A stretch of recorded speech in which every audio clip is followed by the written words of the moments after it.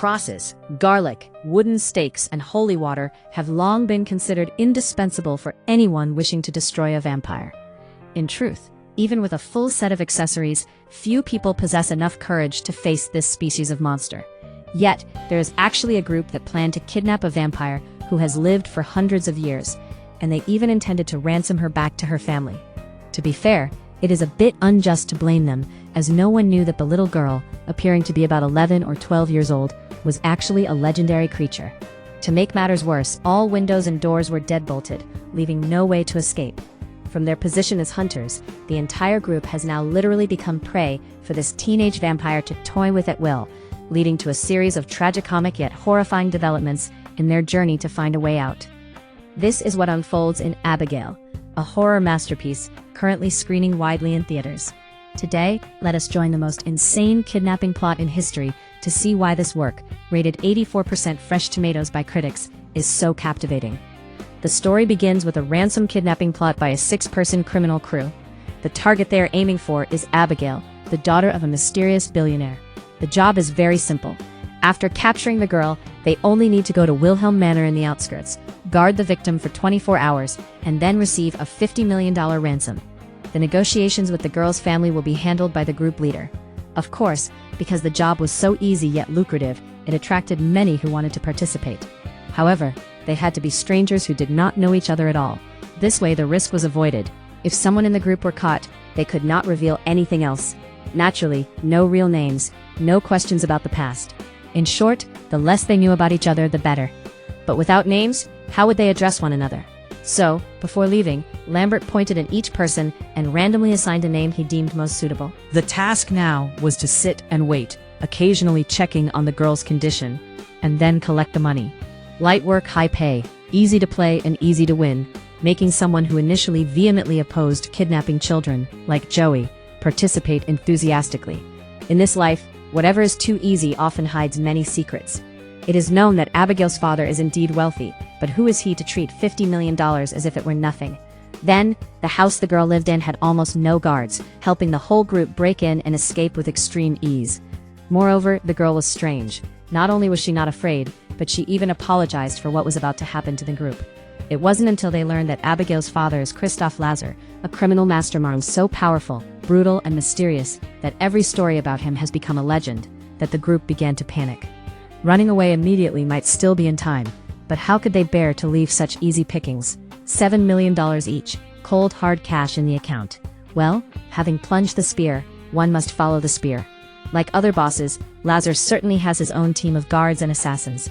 So when they saw Dean dead with his head severed, Rickles immediately recounted the horror story of the assassin Valdez, and how he tears enemies limb from limb. At this stage, running was the only thought. However, how could they run when the building's security system had been activated, causing the main doors and windows to be locked tight? Everyone was finished. Valdez had truly trapped them, and who knew that the girl being locked upstairs was even more terrifying than the horror story Rickles had just told. From here, everything began to get complicated. To many, vampires are the easiest creatures to suppress, because there are so many things that make them afraid. Crosses, garlic, holy water, wooden stakes. They cannot even go out in the sun if they don't want to burn to death. However, if it were that easy, there would be no fun left. That is the interesting point of Abigail, for who has ever verified if that pile of junk is actually effective? The segment where the whole crowd, with garlic in one hand and crosses or stakes in the other, comes to fight Abigail, creates no small amount of horror mixed with humor. In the end, not only did they fail to destroy her, but the entire group was also battered by Abigail, and ended up running in circles around the house. Fortunately, the story about vampires fearing sunlight is true, but it is currently the middle of the night. If they keep running like this, death is certain. So, the group discussed finding a way to inject her with a dose of sedative.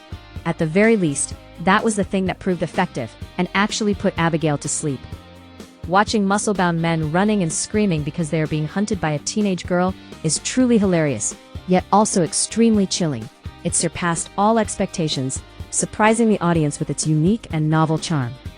The screenwriting duo, Stephen Shields and Guy Busick, did an excellent job of knowing how to toy with people's emotions.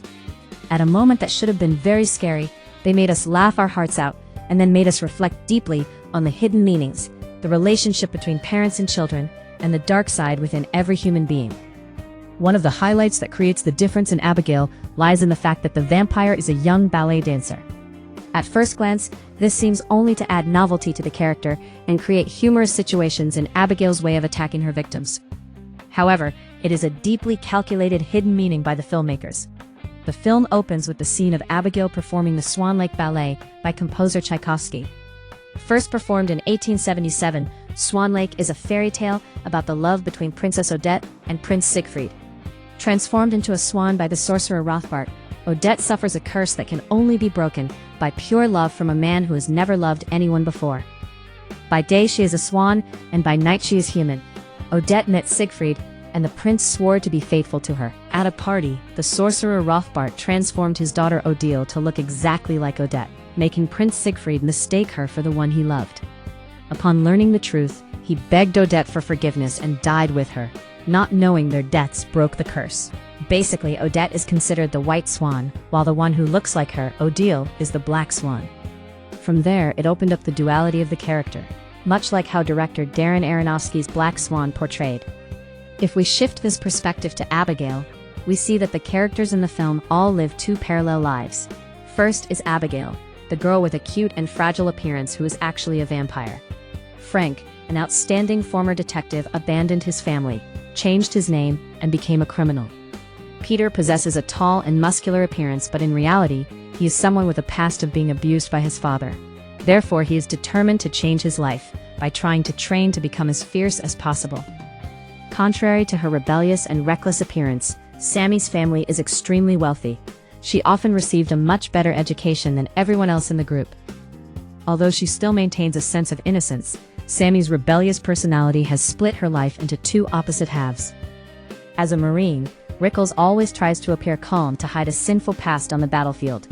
Then there is Dean, the talkative young man, carrying within him an emptiness as he finds it difficult to connect with others due to his antisocial personality.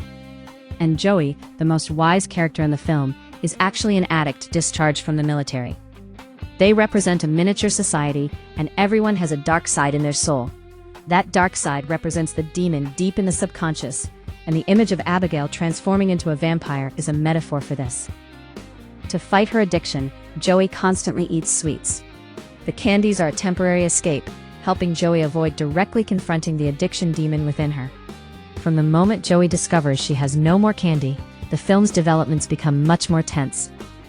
Both Joey and Frank are people who abandon their families. Initially, Joey's kindness and gentleness toward Abigail were like an act of atonement for the lack of care for her son over many years. This is in complete contrast to Frank's aggressive attitude when interrogating Abigail. That very opposition showed that Joey is striving to change instead of choosing a selfish lifestyle that only knows itself, like Frank. The final battle between Joey and Frank represents her own struggle with the heavy guilt in her heart. Still in the opening scene of the film, Joey's image is constantly interspersed with Abigail's performance, thereby implicitly hinting at the connection between the two characters. If Joey is the one who abandoned her son, then Abigail is in a similar situation. Abigail's father, Christoph Lazar, is someone who has not cared about her for many years. Abigail planned to kill all of his enemies in the hope that her father would pay more attention to her. In some way, Abigail's anger and disappointment become Joey's fear when facing her own child. The boy might be angry, push her away, or even take extreme actions against Joey. Even so, like Abigail, he is still just a child, wishing to receive love from his family. The moment Lazar appears at the end of the film showed the true meaning of parenthood. Initially, he continuously threatened Joey and was angry when Abigail stopped him. But when seeing the sadness in the little girl's eyes, he changed his attitude and spoke in an apologetic voice. Deep in the heart of a parent is the tearing by the question, what is truly good for the children? Is it a life of material abundance, or simply the bond of love and memories among family members? Children have never asked for anything big or great. In their eyes, a father is a superhero, and a mother is a merciful deity. Sometimes the worry of bread and butter makes parents not spend much time with their children. They justify their efforts as being for their future, not knowing that their presence is what is most meaningful. It is hard to have an exact answer for where the perfect balance lies. However, the moment Abigail faces her father shows us that what children truly need is the love of their parents, and the moment the whole family is together, This is also the largest theme that Abigail wants to mention when talking about the lack of connection between family members, which is simultaneously the heart-wrenching concern of every parent in modern society. I read a very good question about why the movie is titled Abigail, when the vampire girl is not actually the main character of the work. This is true because every perspective of the story originates from Joey. Of course, Abigail is the cause of all the events. But usually when taking a character's name as the title, the audience implicitly understands that the film will revolve around the perspective of the chosen character. So, what is the reason for the filmmakers to name the film like that? Film critic Chris Lambert provided an extremely sharp analysis of this. As mentioned above, the largest theme of the work is the relationship between parents and children.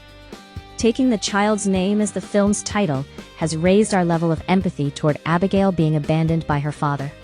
Most of the parents in the film, such as Lazar, Frank, and Joey, more or less show selfishness in their lifestyle.